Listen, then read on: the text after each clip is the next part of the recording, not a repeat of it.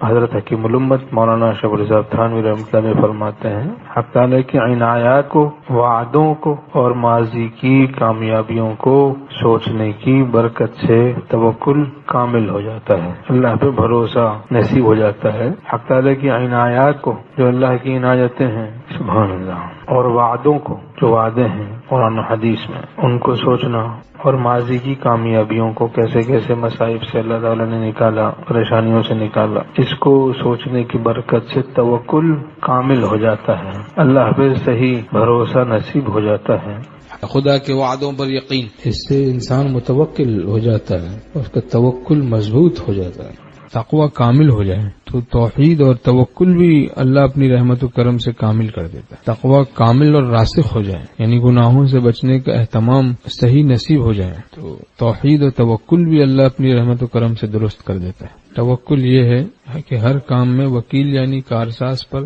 دل سے بھروسہ کرنا اور اپنے کو اس کے سپرد کر دینا، اور توحید یہ ہے کہ یہ سمجھنا کہ ارادہ خداوندی کے بغیر کوئی کچھ نہیں کر سکتا۔ تو سارے غموم کا یہ علاج ہے، ومن یتوکل علی اللہ فہو حسبہ، جو اللہ پر بھروسہ کر بیٹھے اللہ اس کے لیے کافی ہے۔ حق تعالیٰ فرماتے ہیں ان اللہ یحب المتوکلین، اللہ توکل کرنے والوں سے محبت کرتا ہے۔ انا عند ظن عبدی بی، حق تعالیٰ فرماتے ہیں میں اپنے بندے کے گمان کے ساتھ ہوں۔ اب دیکھیں اللہ پہ بھروسہ کیا، بھروسہ کر کے مطمئن ہوا،